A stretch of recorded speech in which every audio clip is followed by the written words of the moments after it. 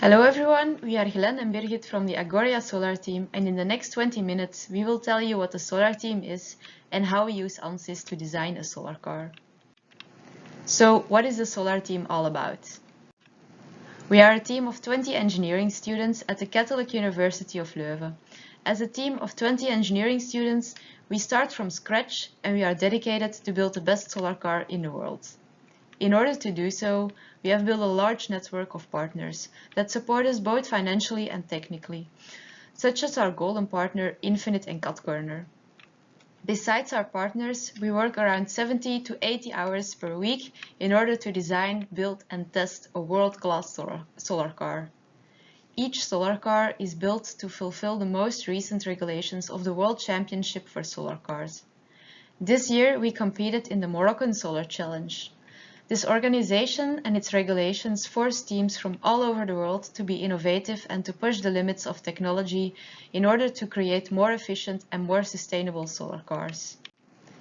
These are also some of the goals of our solar team: to show what's possible with sustainable energy and to promote advanced technologies. Furthermore, we also try to inspire the youth for engineering and technology, and we try to promote entrepreneurship. The first team back in 2004 started this project based on these 4 pillars, and today we still have the same pillars because our vision is still the same as them on the future. So as said, in 2004 we started to build the first Belgian solar car, and since then every 2 years a complete new solar car was built. As said before, each car has to fulfill a lot of regulations in order to push us to be innovative and to develop new technologies. This change in regulations can easily be seen when looking at the different solar cars throughout the years. This year, our new solar car is very different from the previous one, all to these changes in regulations. So, how do we actually manage to build a solar car? What are the different stages in the project? As you can see, there are many different stages: the design, production, assembly, testing, and finally the racing stage. Our design phase starts in July and lasts until the end of the year.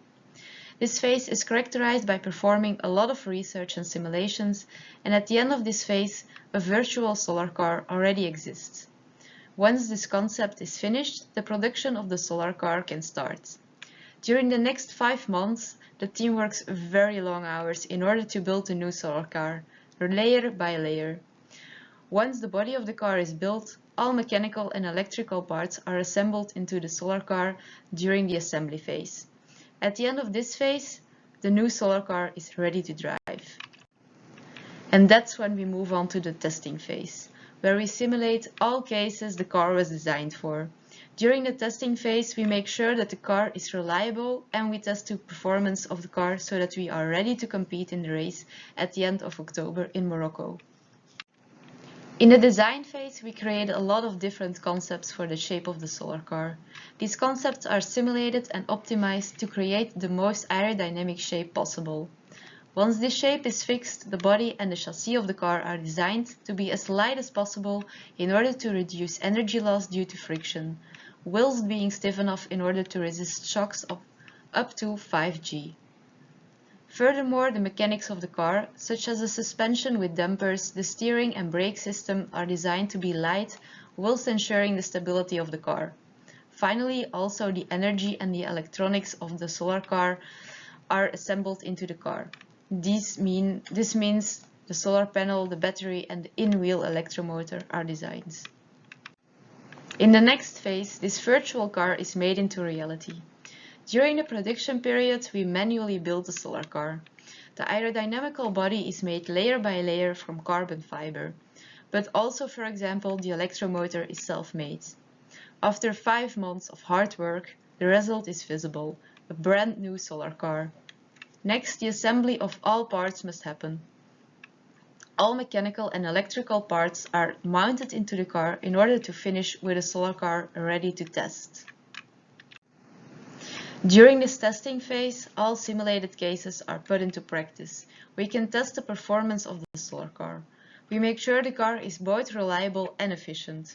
During our testing phase, the car already drove over 7,000 kilometers. We also organize several race simulations in order to ensure that the team becomes a real racing team that is perfectly prepared for the race. However, before the race, we have a completely different team structure. In the solar team, flexibility really is a keyword. We start in a company-like structure with different departments, to end with a racing team divided into a testing, technical, and a support team. Before we change into a racing team, we have an organized structure in which there are dedicated persons working on specific topics in different departments. 3 departments can be distinguished: the marketing, energy, and mechanical departments. The marketing department consists of business relations, public relations, and finance. This department makes sure that the partner network is built and expanded. They find the necessary partners to make sure the solar car can be made. For example, with the help of Infinite, we can perform simulations in ANSYS Fluent, and we can count on their help to make sure that we end up with the best solar car. The department also makes sure that all news is communicated to the world and to keep everyone up to date through news and public events. Finally, they also make sure that all the money is there when needed. The energy department consists of low voltage engineers that design and develop all electronics of the car, making sure that all components work perfectly together. This department also consists of high voltage engineers responsible for the battery, the solar panel, and the motor.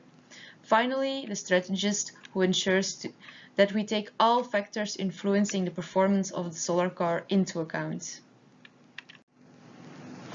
The mechanics department consists of mechanical system, composites, and aerodynamic engineers. The mechanical systems engineers design and assemble the suspension, damper, steering, and brake system, and so on. The composite engineers, they design the structural layout of the body and the chassis of the car. Finally, the aerodynamic engineers design the shape of the car so that it has the least aerodynamic resistance. For this, ANSYS Fluent is used as simulation software, and Glenn will tell you more about this. Right, thank you, Mrs. Peters, or should I say Birgit, for the quick introduction. Hello everyone, my name is Glenn van den Bemt. I'm one of the 3 aerodynamic engineers who designed the body for the Bluepoint Atlas. I will explain to you how our aerodynamic design is made and the importance of our partner Infinite Simulation Systems and ANSYS. I will start by briefly discussing the importance of aerodynamics for a solar car. The energy we gain from the sun is very limited. The amount of solar array we can use is strictly regulated. This means everyone has the same area of solar panel, so the incoming energy will be about the same, give or take a few percent, depending on the quality of the cells. The largest differentiating factor between teams is how you use this energy. There is a large amount of losses that needs to be overcome in order to drive fast. But the majority of these losses, about 70%, are due to aerodynamic drag. This means optimizing our drag is probably the most important aspect to have a competitive solar car. This is not an easy thing to do. Luckily, we have had a lot of input from previous teams and from our sponsors. Aerodynamic design, like any other design, has its challenges. Within the solar team, we have to work together with the other departments. For example, we have a design space. This is a 3D model of all the components of the car, like tires, drivers, suspension, lights, and so on, which have to fit inside the car. Typically, it's an endless battle between the aerodynamicists and other departments to make everything smaller. Luckily, we as aerodynamicists have a lot of leverage on our side, so we can persuade them, or rather force them, into making everything as small as possible. Other departments that we work closely with are the solar panel, which has to obviously fit on the car, and also have everything also has to be producible as well. Other aspects that complicate the design are the regulations. The Bluepoint Atlas is totally different than the previous car. This is largely due to the regulations. Things that are different from last year are that we were allowed to have 3 wheels, which is very good for aerodynamics.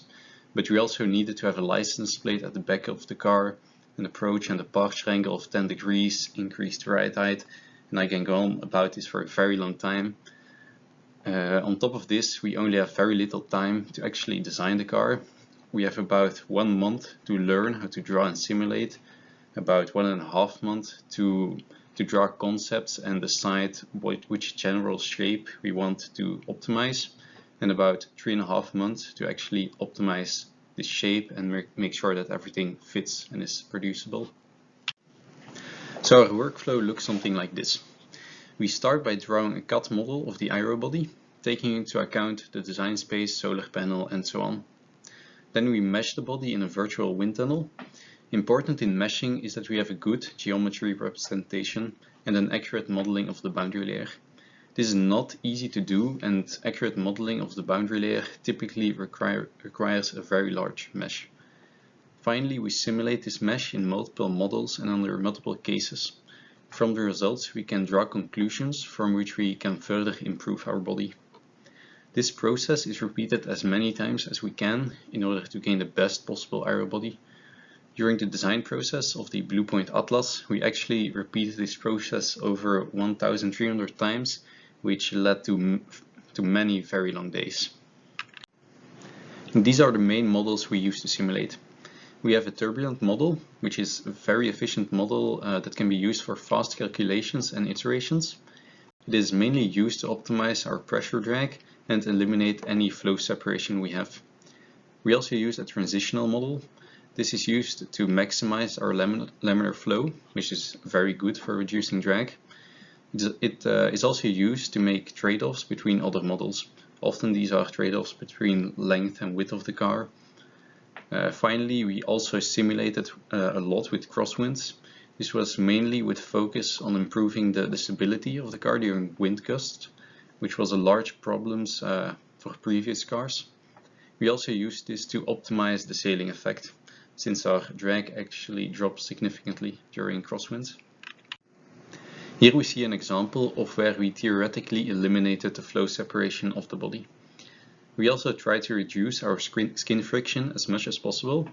A good example of a troublesome zone is at the outer edges of where the wheels protrude.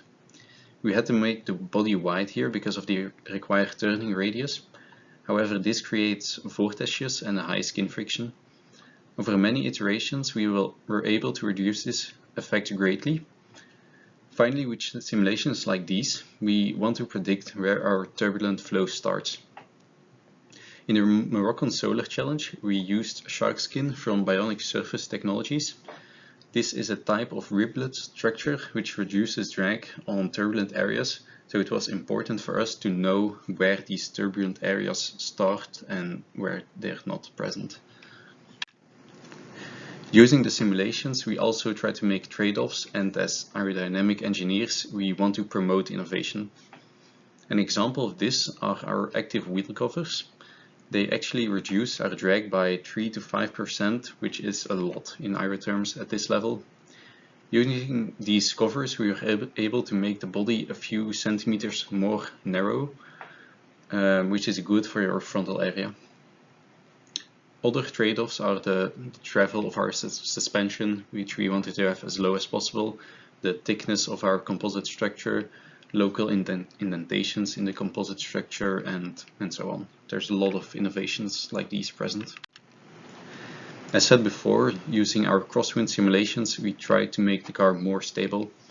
This makes the car safer at higher speeds and also makes it more reliable during the race.